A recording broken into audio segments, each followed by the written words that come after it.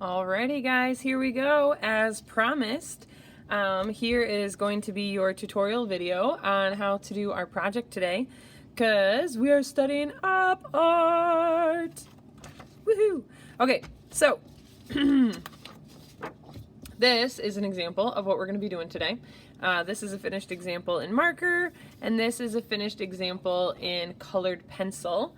And we are going to be making these 3D hands. So they're hands that look like they're like popping off the page, and they kind of have like cloth draped over them. They're pretty exciting. And you guys are going to love this project. Okay, so the first thing we need to do is take our piece of paper. We are holding it portrait today, just because it fits our hand better this way, makes it a little more complicated. So portrait today. Then you're going to need a pencil and your hand, and you are going to want to put your hand towards the top so you have some arm sticking off the bottom. You don't want your arm gonna off the side, you want it off the bottom. It just makes your life easier later on. You'll see why. You also want to have your thumb sort of facing up. Again, it's gonna make things easier later. Trust me, I know what I'm doing. And then all you got to do is just slowly and carefully trace around it. Please hold your pencil upright. If you tilt it too much to the side or to the side, you're going to end up with super skinny fingers or super chubby fingers, and you want your fingers to be your size fingers. Okay, so holding your pencil upright, slowly and carefully trace around your hand. Now hopefully this is something you have done before. I know my little guy who is 2 loves it. Well, he's almost 2. Loves it when I trace around his hands. I don't know if he likes the tickling on his hands, on his fingers, or if he just likes how it looks when we're all done, but he loves it when I trace around his hand. So hopefully you guys have some practice doing this. If you're having trouble, find an older brother or sister or a grown-up that can help trace your hand, but it would be good for you guys to try on your own first. It might be hard, but learning how to do these things is part of art, right? Learning how to do new things is part of what we're here for. Okay, and this video is only going to be part 1, so we're not going to finish it in this video. The students here at school only got part way, and you guys will only get part way as well. Next week I will post the video with the second half of the project. Okay, so now what we need to do, we have our hand all traced.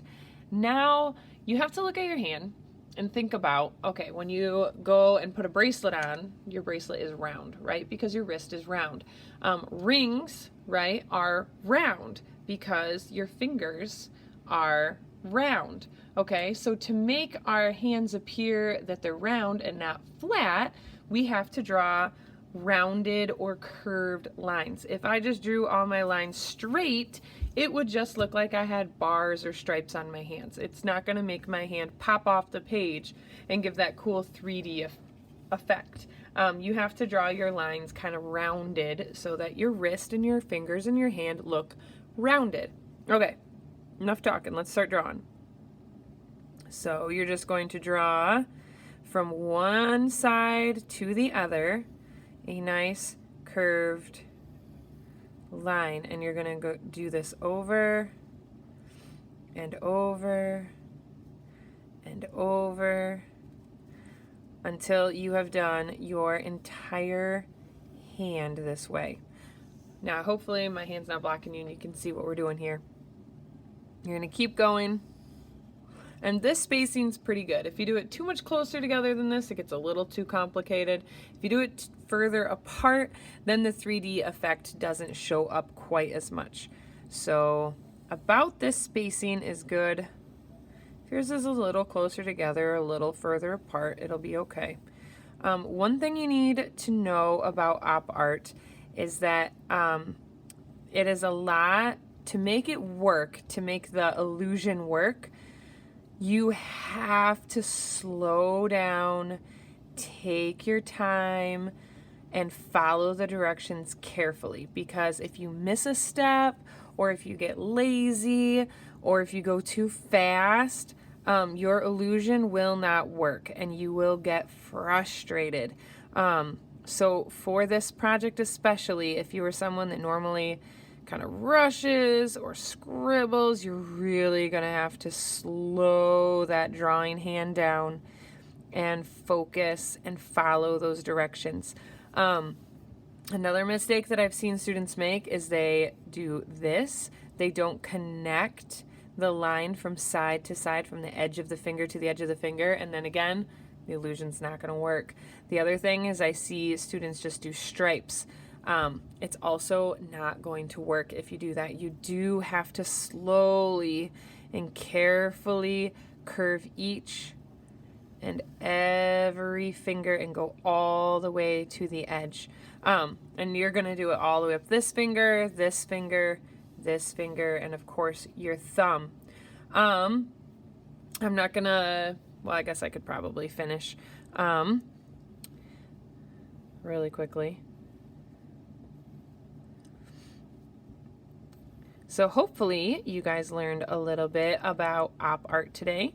Maybe you've seen optical illusions before. There's tons of different optical illusions out there that maybe you have seen that are different than the ones that I showed you today, or maybe you've seen some of the ones that I showed you today. They're pretty fun.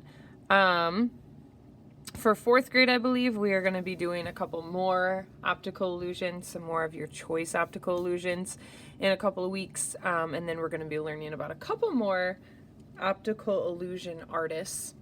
Okay, so now we've done the hand. Now we need to do the background. Now, if you have a ruler, great. If you don't have to use a ruler for this, but what you're going to do is take your line and continue it straight to the edge of the page. Now, where I see students make mistakes here is that they start to angle them up or down, which is okay. It will still work. It just tends to, the illusion seems to work better if your lines are pretty straight. And I try and keep my lines straight to the bottom of my page so that they're the same angle as the bottom of my page. It starts to get tricky as you go up to the top by the fingers. What we're tempted to do, like on the thumb, is to angle down, but you really need to keep it straight across as close as you can. And notice I'm doing all of this without a ruler, so a ruler is definitely not necessary. But if you feel like using one, you have one at home, go for it.